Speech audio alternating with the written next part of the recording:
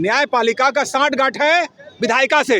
Schedule 9 नहीं पास करा के लाते हैं तो ये दोनों को बिहार की जनता सबक सिखाने का काम करेगा। न्यायपालिका शर्म करो और 65% आरक्षण को 9वीं सूची में डालो ताकि न्यायपालिका में जो है आरक्षण विरोधी लोग बैठे हुए हैं। नमस्कार, आप देख रहे हैं तीसरा पक्ष न्यूज नेटवर्क। जैसा कि आप लोग सभी जानते हैं कि बिहार सरकार ने बिहार में जातीय जनगणना करवाई थी, जिसमें बिहार सरकार ने एक निर्णय लिया कि जाति की आबादी के अनुसार बिहार में आरक्षण बढ़ा दिया जाए और उन्होंने बढ़ाया भी।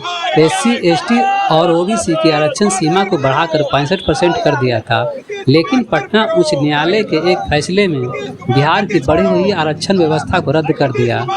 अब यह मुद्दा जोर पकड़ने लगा है।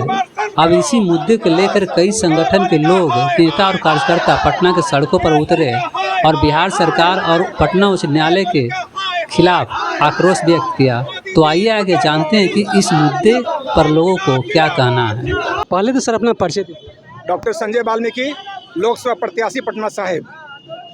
आज आप देखे होंगे कि हम लोग को रोड पर उतरना पड़ा है कि न्यायपालिका ने क्या किया।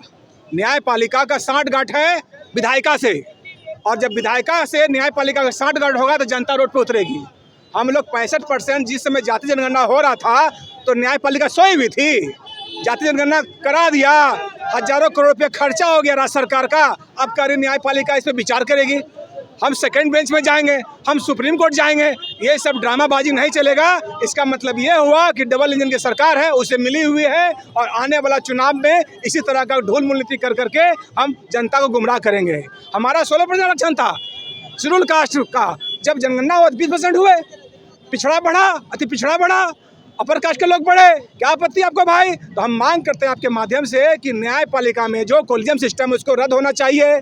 नेशनल जुडिशल सर्विस कमीशन चालू होना चाहिए। जिस तरह से BPSC UPSC क्रैक करके लोग कंपटीशन के माध्यम से होता है एग्जाम, जब पुलिस का परीक्षा होगा एग्जाम बन करके, गैंगमैन बनेगा एग्जाम बन करके, टीचर होगा एग्जाम से, डॉक्टर बनेगा एग्जाम से, और जज बनेगा पैरवी से कि मेरा बेटा चाचा है। ये नहीं चलेगा। न्यायपालिका शर्म करो और 65% आरक्षण को 9वीं सूची में डालो ताकि बिहार की जनता जो है अस्थिर से अपना जीवन रोटी चला सके।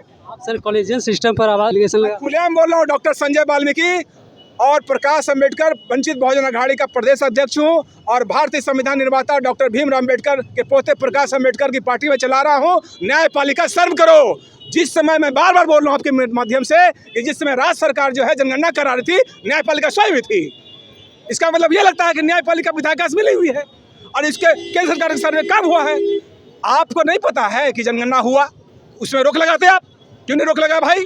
ये तो प्रस्तुतता है। हम यही मांग कर रहे हैं कि न्यायपालिका ने जो रद्द किया है, नीतीश कुमार ने सहयोग किया है, उसको वापस करो, नहीं तो हम लोग रोड पर आंदोलन करेंगे। आप इतना जो रोड पर उतरे हैं नहीं सुनती तो आगे क्या कार्रवाई करिएगा? क्या इससे मेरा यही मानना है कि न्यायपालिका जो जनता के अगेंस्ट में, जनता मालिक होता है लोकतंत्र में, जनता जज बनाती है, जनता डॉक्टर इंजीनियर IAS ऑफिस बनाता है, जनता ही मालिक है। जब जनता ही परेशान रहेगा तो न्यायपालिका क्या रहेगी?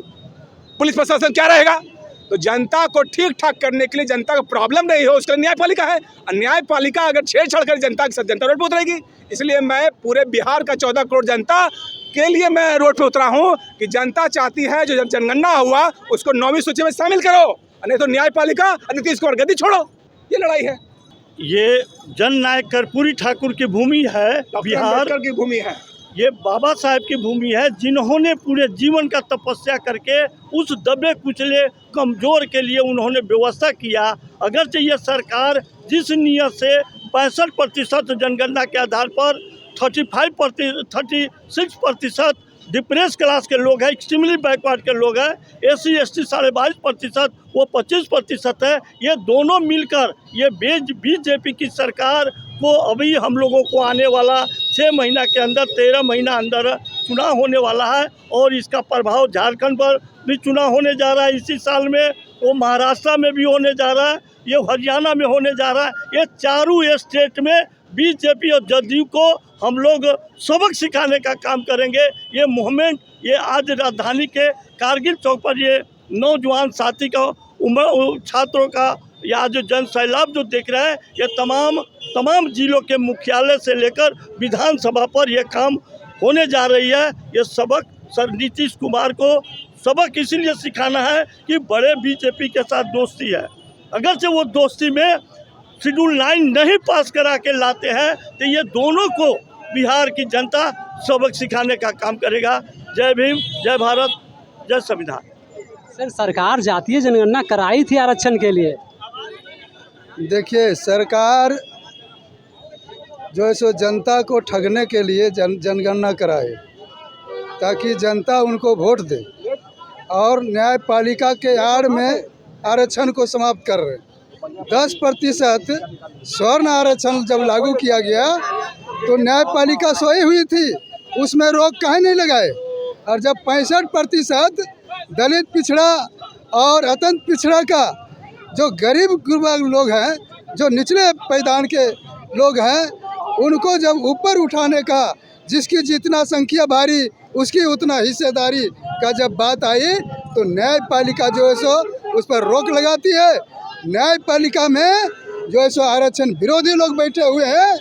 पूरे देश के न्यायालय में आरक्षण विरोधी लोग बैठे हुए हैं, और इसलिए ये मांग है कि न्यायपालिका में आरक्षण मिलना चाहिए और कॉलेजियम सिस्टम बंद होना चाहिए, ये मांग है।